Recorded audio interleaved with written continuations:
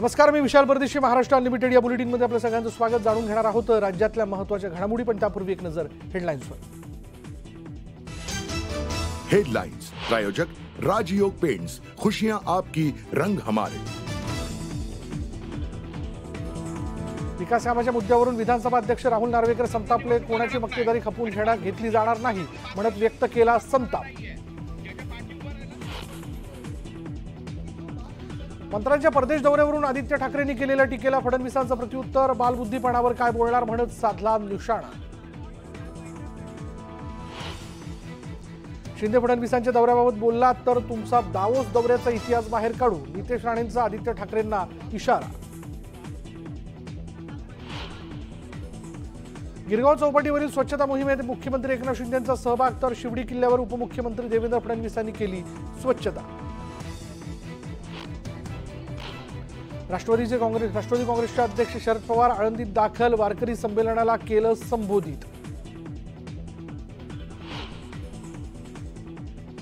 छत्रपती शिवाजी महाराजांची वाघनखं महाराष्ट्रात आणण्यासाठी सुधीर मुनगंटीवार लंडनला रवाना. करार करण्यासाठी लंडनला जात असल्याचा आनंद.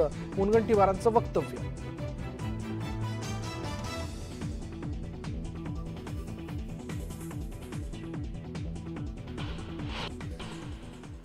चला चर्चेतल्या बातमीने सुरुवात करूया. बातमी अशी की महाराष्ट्रात आणली जाणारी वाघनखं ही छत्रपती शिवाजी महाराजांनी वापरलेली आहेत की केवळ शिवकालीन आहेत, याबाबत राज्य सरकारने खुलासा करावा असं आदित्य ठाकरेंनी म्हटलंय. तर हे शस्त्र किती वर्षांसाठी महाराष्ट्रात असणार आहे याबाबतची माहिती सरकारने जाहीर करावी असं आदित्य ठाकरे म्हणाले. ठाकरेंच्या या टीकेला उपमुख्यमंत्री देवेंद्र फडणवीसांनी प्रत्युत्तर दिलंय. शिवरायांचे पुरावे मागणं ही त्यांची परंपरा आहे आणि त्यामुळे अशा बालबुद्धीवर मी बोलणार नाही असं फडणवीस म्हणाले.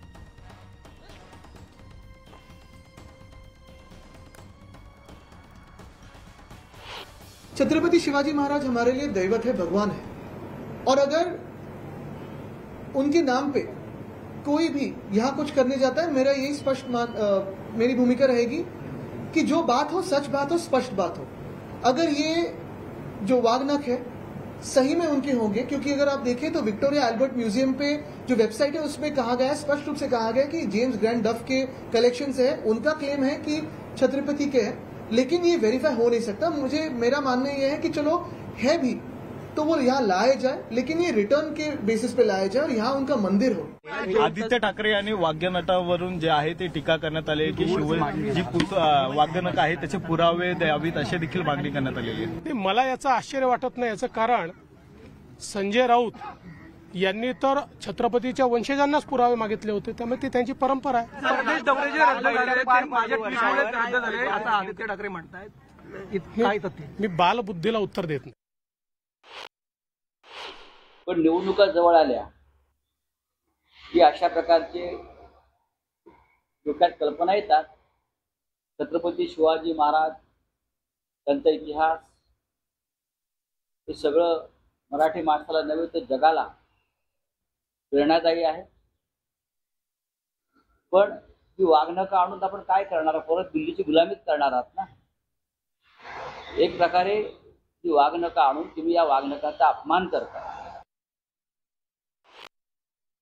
छत्रपती शिवाजी महाराजांनाही विरोध करणारे लोक तेव्हा होते.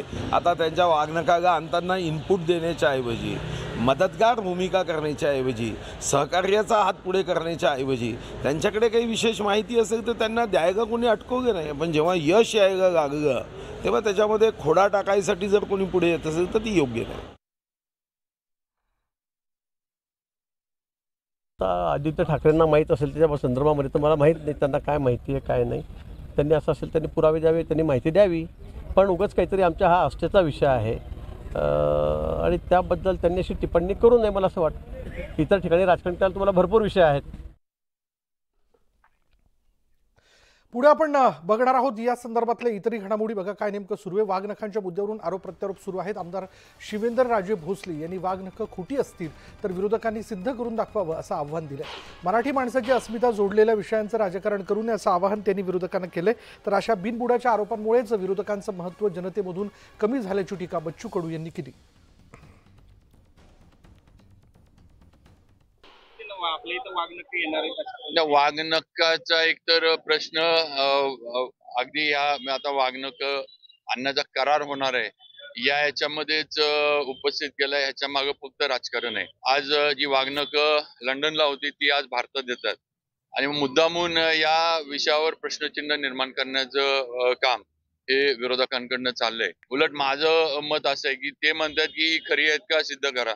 मी काल पण बोललो की मग ह्यांनी सिद्ध करावीत किंवा लंडनला असणारी वागणुकं खोटी आहेत. म्हणजे दुसऱ्यांना प्रश्न विचारण्यापेक्षा तुम्हीच सिद्ध करा की बाई खोटी आहेत म्हणून. त्याचं राजकारण कृपा करून राजकीय किंवा विरोधकांनी करू नये. कुठेही विरोध करणं आणि भान ठेवून न विरोध करणं त्याच्यामुळेच तर सत्ताधारी आता मजबूत व्हायला लागले. यांच्या या वागण्यामुळंच मला वाटते हा जो आज बदलत चाललेला आणि काँग्रेसची स्थिती आपण पाहतो कधी या स्तरावर येतं. याचं कारणच ते की त्यांना याचं साधं प्रशिक्षण घ्यावं लागेल कदाचित. राज्यात मंत्र्यांचा रद्द झालेल्या दौऱ्यावरनं राजकारण रंगल्याचं पाहायला मिळालं. माझ्या ट्विटमुळे मुख्यमंत्री एकनाथ शिंदे आणि राहुल नार्वेकरांनी दौरा रद्द केल्याचं आदित्य ठाकरे म्हणाले आणि यावेळी ठाकरेंनी मंत्र्यांच्या दौऱ्यावरही काही सवाल उपस्थित केले होते. मंत्री परदेशात जाऊन काय करणार आहेत, कोणत्या कंपन्यांना भेटणार आहेत असा सवाल त्यांनी उपस्थित केला. त्यावर नितेश राणेंनी प्रत्युत्तर दिले. ठाकरेंनी कधीही स्वतःच्या खिशातून पैसे खर्च केले नाहीत. मग त्यांना शिंदे फडणवीसांच्या दौऱ्यावर बोलण्याचा अधिकार नाही आणि जर बोललात तर तुमच्या दावोस दौऱ्याचा इतिहास बाहेर काढू असा इशारा नितेश राणेंनी दिला. आपण पाहिलं असेल 2-3 परदेशी वारी आम्ही एक्सपोज केल्या. एक घटनाबाह्य मुख्यमंत्र्यांची परदेशी वारी होती, ती रद्द केली. त्याला कारण काय दिलं गेलं? अवकाळी पाऊस. छत्रपती संभाजीनगरमध्ये ज्यांची मंत्रिमंडळाची बैठक होती बांधावर गेले नाहीत, पण झू मध्ये जाऊन आदित्य नाव आल्यानंतर कसे घाबरले पण पाहिलं असेल. परदेशी वारी माझ्या ट्विटमुळे रद्द झाली. त्याच्यानंतर अध्यक्ष जे आता ट्रायब्युनलचं काम करत आहेत त्यांची परदेशी वारी माझ्या ट्विटमुळे रद्द झाली. आणि तिसरी वारी जी आता परवा निघणार आहे ती म्हणजे उद्योग मंत्री महोदयांची. मी परत एकदा सांगतो, हे कुठेही वैयक्तिक वाद नाही आहेत, पण जनतेच्या पैशावर ह्यांनी सुट्ट्या करू नयेत, ह्यांनी रजेवर जाऊ नये, ही आमची भूमिका आहे. ज्यांनी आयुष्य दुसऱ्यांच्या पैशावर काढलं, स्वतःच्या खिशात हात टाकणं हे उद्धव ठाकरे आणि कुटुंबाच्या कुंडलीमध्येच नाही किंवा त्यांना जमतच नाही. अशा लोकांनी आदरणीय देवेंद्रजींच्या, मुख्यमंत्री साहेबांच्या, उद्योग मंत्र्यांच्या परदेशी दौऱ्यावर बोलणं हे म्हणजे थोडी तरी आदित्य ठाकरेला लाज वाटली पाहिजे. पण परत आमच्या देवेंद्रजींवर उगाच उठसूट आरोप केलेस तर तुझ्या डावोसची, तुझ्या परदेशी दौऱ्याची सगळी आयटनरी, खरी आयटनरी हे आम्ही जाहीर केली आणि करणार. आणि मग महाराष्ट्राच्या समोर तुझं वस्त्रहरण केल्याशिवाय आम्ही गप्प बसणार नाही. विधानसभा अध्यक्ष राहुल नार्वेकर हे मतदारसंघाचा दौरा करताना संतप्त झाले. कुलाबा कोळीवाडा इथं पाहणी करत असताना स्थानिकांनी त्यांना काही विशिष्ट कार्यकर्त्यांना विश्वासात घ्यायला सांगितलं. तेव्हा त्यांनी इकडे कोणाची मक्तेदारी चालणार नाही असं म्हणत संताप व्यक्त केला. आपण सर्वांना सोबत घेऊन चालणारे असून सर्वांचं मत घेऊनच पुढे जाणार असल्याचं त्यांनी म्हटलं. छक्केपणजे माझ्यावर चालत नाहीत. माझ्याकडे खूप काय करण्यासारखं आहे. मी शांत बसतो, त्याचा मतलब वेगळा घेऊ नका. नागपूरच्या नरखेडमध्ये मातोश्री मागासवर्गीय शेतकरी सहकारी सूतगिरणीवर आयकर विभागाने धाड टाकली आहे. तुकाराम तागडेंच्या सूतगिरणीवर आयकर विभागाने धाड टाकली. शनिवारी सकाळी 11 वाजल्यापासून चौकशी सुरू आहे. 6 ते 7 आयकर विभागाच्या अधिकाऱ्यांकडून सूतगिरणीची झाडाझडती घेण्यात आली. तुकाराम तागडे खासदार विनायक राऊत यांचे निकटवर्ती आहेत. आमदार कुणाल पाटील हे अध्यक्ष असलेल्या जवाहर शेतकरी सहकारी सूतगिरणीवर आयकर विभागाने छापा टाकला. गेल्या 24 तासांपासून या ठिकाणी चौकशी सुरू आहे. पाटील यांच्याकडे 9 वर्षांपासून सूतगिरणीचं अध्यक्षपद आहे. धुळ्यामधील मोराणे शिवारात ही सूतगिरणी आहे. शनिवारी आयकर विभागाने सूतगिरणीत धाड टाकल्यानं खळबळ उडाली.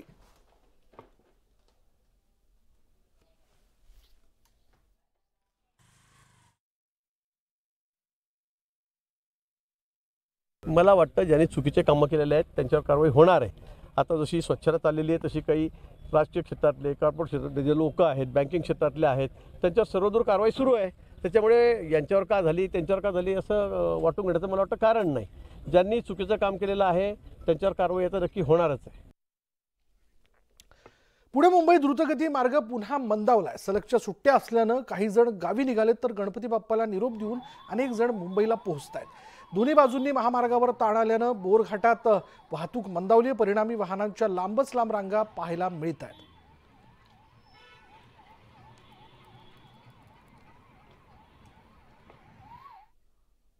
पनवेल आणि कळंबोलीच्या दरम्यान मालगाडीचे डबे घसरले आणि त्यामुळे कोकण रेल्वे मार्गावरील वाहतुकीला फटका बसलाय.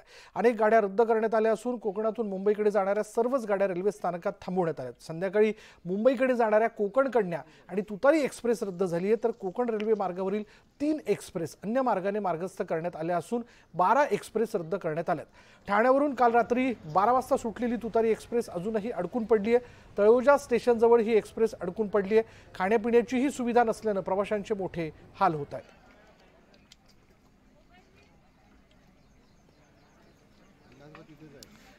पनवेल इथं मालगाडीचे डबे रुळावरून घसरल्यानं कोकण रेल्वेची वाहतूक विस्कळीत झाली आहे. सर्व गाड्या विलंबाने धावत आहेत. तर आज संध्याकाळी मुंबईकडे जाणारी तुतारी एक्सप्रेस आणि कोकण कन्या एक्सप्रेस रद्द करण्यात आली. तसंच मार्गावरील विविध स्थानकांवर गाड्या उभ्या करून ठेवण्यात आल्यानं मुंबईकडे जाणाऱ्या चाकरमान्यांचे हाल झालेत.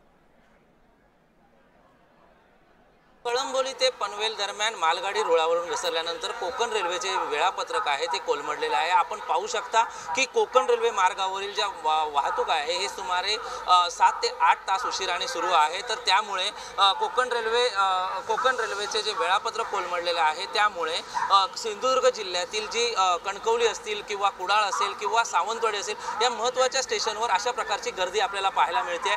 एकूणच जर ही गर्दी पाहिली तर गणेशोत्सवासाठी जे चाकरमानी आले होते, गणेश भक्त जे आले होते ते आज रविवारचा दिवस असल्यामुळे, सुट्टीचा दिवस असल्यामुळे आज आपल्या घरी परतत असतानाच हा प्रसंग त्यांच्यावर ओढवलेला एकीकडे पाहायला मिळतोय. दुसरीकडे कोकण रेल्वेचे जे वेळापत्रक आहे ते सुमारे 1 ते 1.5 तास असेल तर नियमित गाड्यांसाठी, तर गणपती स्पेशल गाड्या ज्या आहेत ते सुमारे 7 ते 8 तास उशिराने मुंबईकडे रवाना होताना दिसत आहेत. तर आजची मुंबईकडे जाणारी कोकण कन्या एक्सप्रेस आणि तुतारी एक्सप्रेस ही गाडी रद्द करण्यात आलेली आहे. एकूणच रेल्वे प्रशासनाच्या सूत्रांकडून मिळालेल्या माहितीनुसार आज सुमारे या गाड्या नियमित वेळेत येईपर्यंत सुमारे 8 तास ते 10 तासांचा अवधी लागणार आहे. व्हिडिओ जर्नलिस्ट अनिकेतसह विशाल रेवडेकर, न्यूज 18 लोकमत, सिंधुदुर्ग.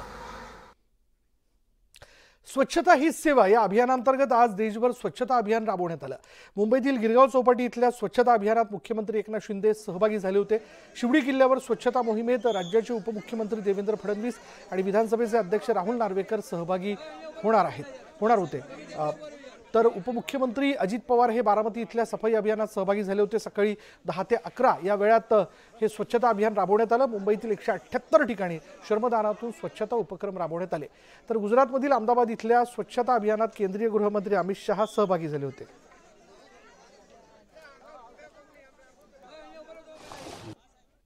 आम्ही सर्व महाराष्ट्रभर सर्व कलेक्टर, सर्व महापालिका आयुक्त, नगरपालिका सीओ या सगळ्यांना आणि ग्रामपंचायतचे जिल्हा परिषद सीओ या सर्व अधिकाऱ्यांना सूचना दिलेल्या आहेत की फक्त 1 तास आपल्याला ही स्वच्छता करून थांबायचं नाही, तर हे परमनंट कायम स्वरूपी कुठंही कचरा, डेब्रिज, रॅबिट, प्लास्टिक बिलकुल दिसता कामा नये. मोठे आपले मंदिर आहेत त्याचा परिसर स्वच्छ झाला पाहिजे. छत्रपती शिवाजी महाराजांचे गडकोट किल्ले आहेत तिथे हजारो लाखो लोक जातात. तो परिसर स्वच्छ असला पाहिजे, कचरा मुक्त असला पाहिजे, प्लास्टिक मुक्त असला पाहिजे. या सगळ्या सूचना दिलेल्या आहेत. त्याचबरोबर आम्ही शहर सौंदर्यीकरणाच्या ब्युटिफिकेशनच्या स्पर्धा देखील लावलेल्या आहेत. आपल्या ITIच्या विद्यार्थ्यांच्या मार्फत छत्रपती शिवरायांच्या 350व्या राज्याभिषेक सोहळ्याच्या निमित्ताने 350 किल्ल्यांवर सफाई करण्याचं काम आज सुरू झालं. आम्ही या ठिकाणी शिवडीच्या किल्ल्यावर आहोत. प्रातिनिधिक स्वरूपात इथली सफाई आम्ही केली आहे, पण आज दिवसभर ती सफाई चालणार आहे. आपले गड किल्ले हे आपलं वैभव आहे आणि म्हणून हे वैभव देखील स्वच्छ राहिलं पाहिजे हा आमचा प्रयत्न आहे. जळगाव जिल्ह्यातील जामनेरमध्ये मंत्री गिरीश महाजन स्वच्छता अभियानात सहभागी झाले होते. हातात झाडू आणि फावडं घेत मंत्री गिरीश महाजन यांनी 1 तासापेक्षा जास्त वेळ श्रमदान केलं. शहरातील उपजिल्हा रुग्णालय परिसरासह विविध ठिकाणी स्वच्छता मोहीम राबवण्यात आली. गृहनिर्माण मंत्री अतुल सावे यांनी संभाजीनगर शहरातील सिडको बस स्थानकाची साफसफाई केली आणि त्यांनी स्वतः तरुणांसोबत बस स्थानकामध्ये स्वच्छता केली.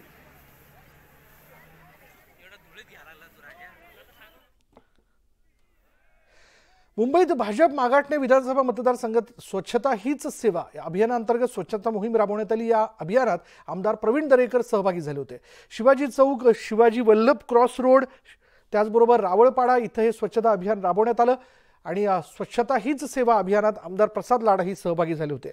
स्वच्छता दूतांसोबत प्रसाद लाड यांनीही परिसर स्वच्छ केला आणि यावेळी त्यांच्यासोबत अभिनेते पंकज त्रिपाठी यांनीही स्वच्छता अभियानात आपलं योगदान दिलं।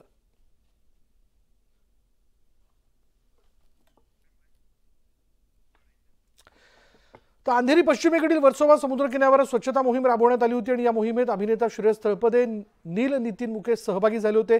पालिकेच्या सफाई कर्मचाऱ्यांसोबतच परिसरातील शेकडो नागरिक यामध्ये सहभागी झाले होते। गिरगाव चौपाटी इथं झालेल्या स्वच्छता अभियानात कलाकारही सहभागी झाले होते आणि यावेळी जनतेनंही या स्वच्छता अभियानात सहभागी व्हावं असं आवाहन सेलिब्रिटींनी केलं।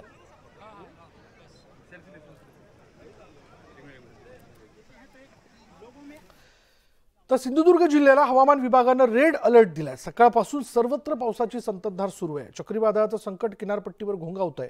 समुद्रात वादळ सदृश्य स्थिती निर्माण झाल्यानं देवगड बंदरात 400 नौका आश्रयाला आलेल्या आहेत। देवगड बंदर हे सर्वात सुरक्षित बंदर म्हणून ओळखलं जातं। महाराष्ट्र, गुजरात, तामिळनाडूसह 400 नौका देवगड बंदरात आश्रयासाठी दाखल झाल्यात आणि त्यामध्ये गुजरातमधील 180 नौका तर तामिळनाडूमधील 5 नौकांचा समावेश आहे।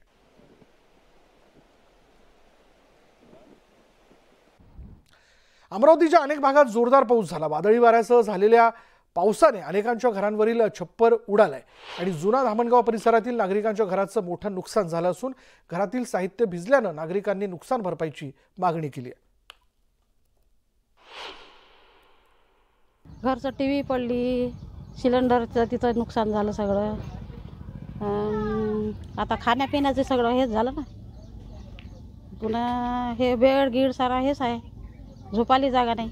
घरावरचे टीन आणि अंदर घरामध्ये पाऊस असे भरपूर नुकसान झालं आहे आमचं। 1 ते 1.5 लाखापर्यंतचं नुकसान आहे। काय मागणी आहे? त्यामुळे जे आमची नुकसान झालं ते भरपाई आम्हाला शासनातर्फे मिळण्यात यावी ही आमची अपेक्षा आहे। 3 महिन्याच्या खंडानंतर सप्टेंबर महिन्यात नाशिक जिल्ह्यातील अनेक भागावर वरुणराजाची कृपादृष्टी झाली आहे आणि त्यामुळे जिल्ह्यातील 24 पैकी निम्मे धरण 100% भरलं असून त्यात करंजवन, दारणा, पालघेड, आळंदी, वाघाड, भावली, हरणबारी, कडवा, नांदूर, मधमेश्वर, भोजापूर, केळझरचा समावेश आहे। धरणात पाण्याचा मुबलक साठा झाल्यामुळे मोठ्या धरणात शहरापासून अनेक गावांपर्यंत पिण्याच्या पाण्याचा प्रश्न मार्गी लागला।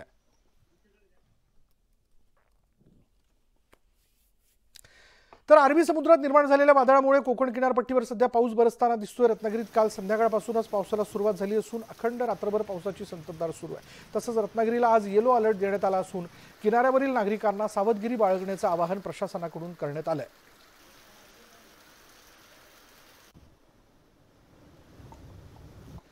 तर मोसमी पावसाचा 4 महिन्यांचा हंगाम समाप्त झाल्याचं भारतीय हवामान विभागाने जाहीर केलं। यंदा अल निनोचा प्रभाव असतानाही सरासरी 820 मिलीमीटर पाऊस झाल्याचं हवामान विभागाने सांगितलं।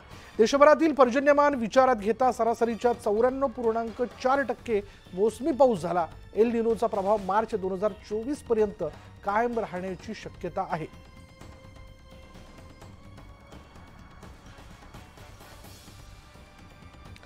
तो कोकणातील निसर्ग सौंदर्य, स्वच्छ सुंदर समुद्रकिनारी पर्यटकांचं खास आकर्षण ठरलेत आणि त्यामुळे पर्यटक कोकणच्या समुद्रकिनाऱ्याला पसंती देऊ लागले। सलग सुट्ट्या लागून आल्यानं पर्यटकांनी कोकणातील समुद्रकिनाऱ्यांवर गर्दी केली आहे। रत्नागिरीतील कर्दे, मुरुड, लाडघर, पाळंदे समुद्रकिनाऱ्याला पर्यटकांनी पसंती दिली।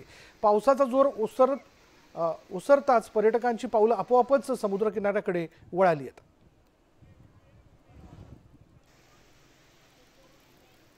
आम्ही सगळे पंढरपूरवरून आलो आहेत। ॲक्च्युली आमचा जो भाग आहे तो एकदम उंचावर आहे आणि आता सध्या आम्ही एकदम 1,500-2,500 फूट जमिनीपासून खाली आहे। सो आम्हाला एवढं छान वाटतं, एकदम वेगळ्या वातावरणात आल्यासारखं वाटतं। एकदम उष्ण ठिकाणाहून एकदम दमट आणि पाण्याच्या परिसरात आल्यासारखं वाटतं। खूप छान वाटतं आणि आम्ही खूप एन्जॉय करतो आहे। एकदम लागून सुट्ट्या आल्यामुळे सगळ्या फॅमिलीला एकत्र येता आलं आणि खूप मजा येते। स्वच्छ आहे आणि लागोपाठ 4 दिवस सुट्ट्या आल्यामुळे आम्हाला फॅमिलीला घेऊन येता यायला वेळ मिळाला, त्यामुळे आम्हाला खूप छान वाटतंय आणि इथला निसर्गरम्य परिसर कोकणातला खूप छान आहे। पाऊस आणि बीच असं दोन्ही असल्यामुळे एकदम छान वातावरण आहे, त्याचा वेगळा एक अनुभव मिळतोय आणि आम्ही खूप एन्जॉय करतोय। सलग सुट्ट्यांमुळे शिर्डीत भाविकांची साई दर्शनाकरता अलोट गर्दी झाली आहे। साई भक्तांच्या गर्दीमुळे मंदिराच्या दर्शन रांगा हाऊसफुल झालेल्या आहेत। भाविकांच्या गर्दीने साईनगरी गजबजली आहे। शनिवार आणि रविवारची सलग सुट्टी असल्यानं शिर्डीत गर्दीचा ओघ वाढला आणि गर्दीच्या पार्श्वभूमीवर साईबाबा संस्थांकडून चोख नियोजन करण्यात आलं असून साई भक्तांच्या दर्शन, निवास आणि भोजनाची व्यवस्था करण्यात आली आहे। तर चाळीसगाव तालुक्यातील पाटणादेवी इथे चंडिका देवीच्या मंदिर परिसरात बिबट्याचा वावर दिसून आला। रात्रीच्या सुमारास मंदिर परिसरात फिरणारा बिबट्या हा सीसीटीव्ही कॅमेऱ्यात कैद झाला आणि याबाबत मंदिर प्रशासनाच्या वतीने वन विभागाला माहिती देण्यात आली असून वन विभागाच्या वतीने मंदिर परिसरात पाहणी करण्यात आली।